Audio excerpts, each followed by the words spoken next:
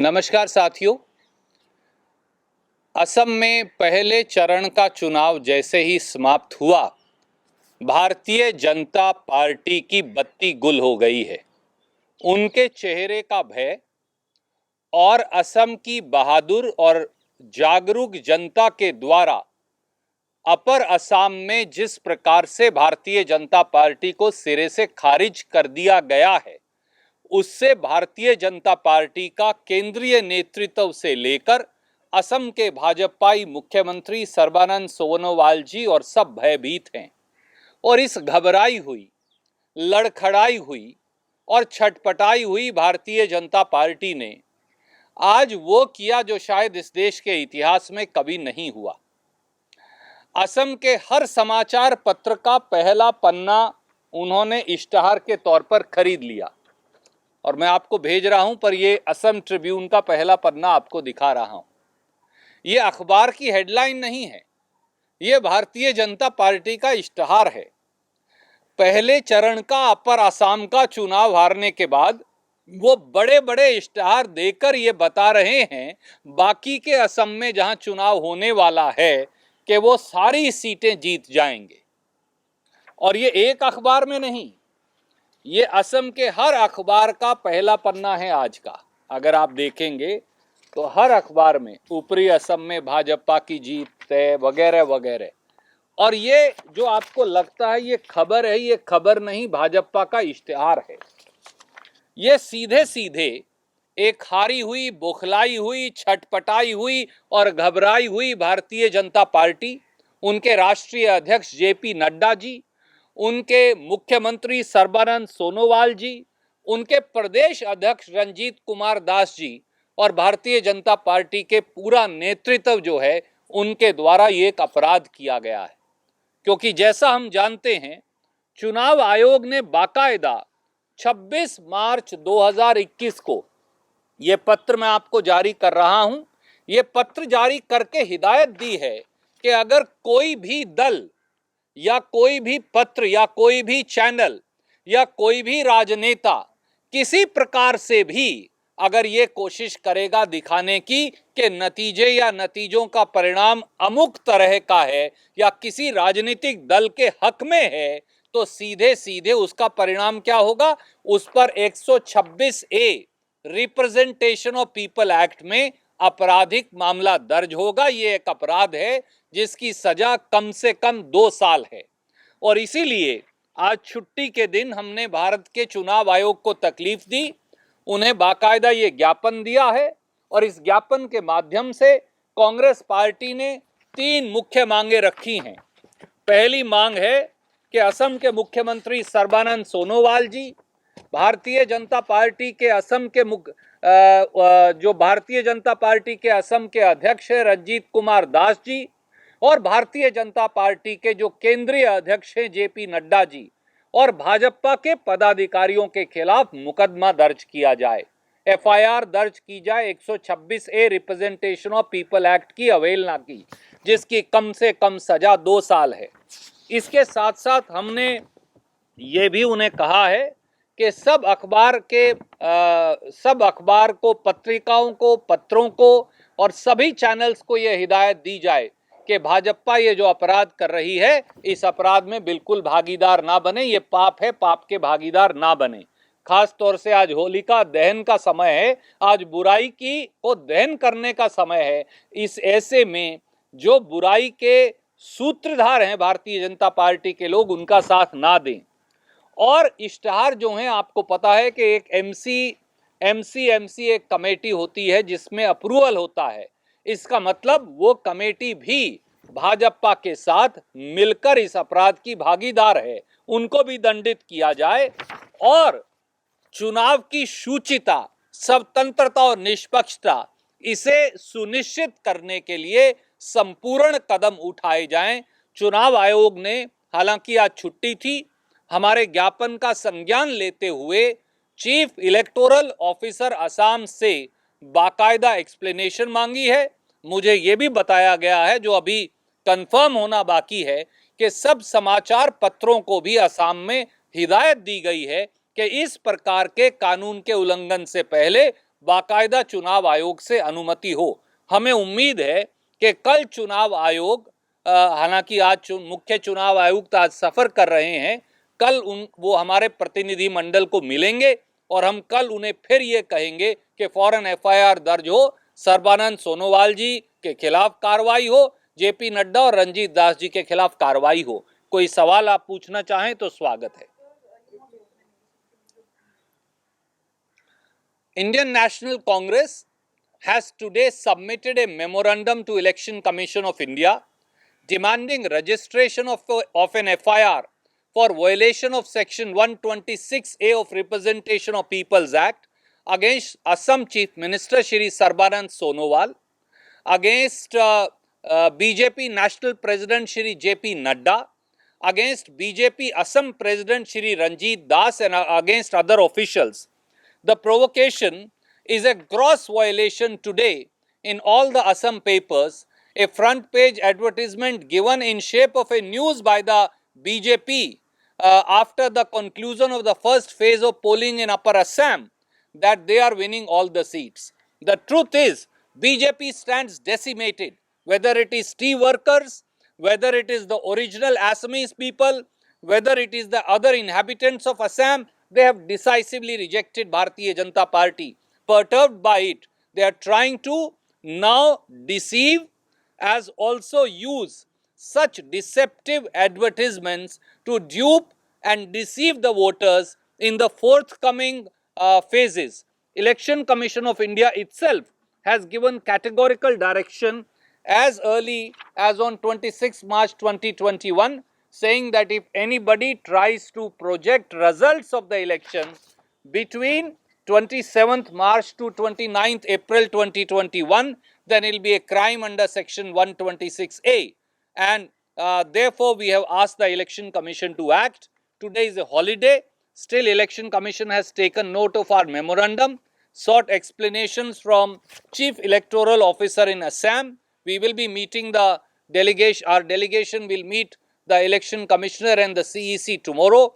We will demand, and through this representation we have demanded, that an FIR be lodged against Sarbanand Sonowal ji, JP Nadda ji, Ranjit Das ji and other BJP officers. Sir, how do you think this is damaging? Today, the Home Minister Amit Shah also claimed that there's going to be huge victory margins, whether it's West Bengal or Assam. A frustrated Home Minister Shri Amit Shah, who stands rejected and people are not coming for his public meetings, is now resorting to fake claims, which is his characteristic style. Will Shri Amit Shah tell how many BJP candidates refused to even take BJP tickets in West Bengal? They gave tickets to people who are not members of the BJP. They ended up saying, we don't want your tickets. Will Mr. Amit Shah tell how many parties who were part of the alliance of BJP in Assam have walked out of that alliance? The reason is simple. People of Assam or West Bengal are completely fed up with the divisive, with the pernicious character of the Bharatiya Janata Party, and they want it decimated and rejected and thrown out. The way inflation, runaway inflation has hit the life of the people, the way BJP has broken its promises in Assam, the way T-tribe people have been discriminated against, the way the entire CAA has become a divisive tool to spread hatred rather than offer citizenship, has exposed the character of the BJP, and Shri Amit Shah, frustrated by decisive rejection, is now resorting to fake claims through television channels.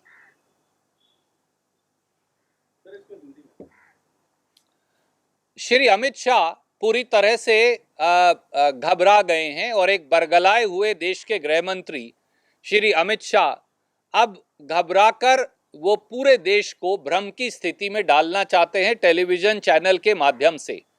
क्या अमित शाह जी बताएंगे कि कितने Bharatiya Janata party के उम्मीदवार ऐसे हैं बंगाल में जिन्होंने बीजेपी की टिकट लेने से ही इनकार कर दिया? जो लोग बीजेपी के मेंबर ही नहीं है, अमित शाह जी ने उन्हें टिकट दे दी, उन्होंने कहा हम तो मेंबर ही नहीं है भैया, अपनी टिकट वापस ले जाइए। असम में 5 साल में जिस प्रकार से हर वादे को भारतीय जनता पार्टी ने तोड़ा, उसकी वजह से अपर असम हो या लोअर असम हो, वो SC ST के हमारे साथी हों या अल्पसंख्यक या सामान्य वर्गों के हमारे साथी हों, सबने एक निश्चित तौर से भाजपा को खारिज करने का मन बना रखा है। और पहले चरण के अपर असम के चुनाव के बाद भाजपा को हार अपने चेहरे पर लिखी नजर आ रही है।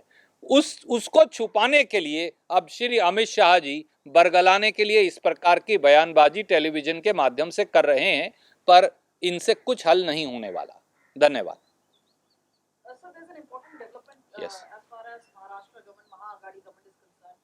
The meeting of Union Home Minister Amit Shah with Sharad Pawar and Praful Patel. How are you seeing that?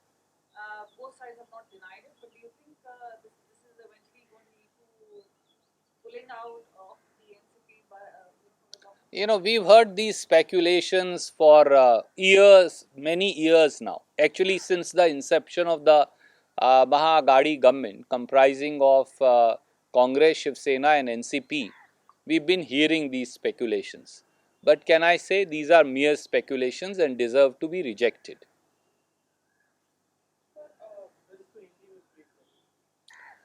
जब से महाराष्ट्र में भारतीय जनता पार्टी औंधे मुंह गिरी है और कांग्रेस, शिवसेना और एनसीपी की सांझी सरकार बनी है, तब से ही भाजपा और उनके भक्त कांग्रेस की, शिवसेना और एनसीपी की सरकार को गिराने की अटकलें लगाते रहते हैं। उनकी अटकलों में वो मुंगेरी लाल के हसीन सपनों से ज़्यादा कुछ नहीं।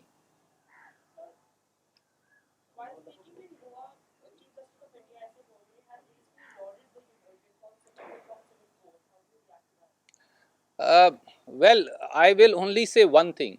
There is already a Special Marriage Act in this country.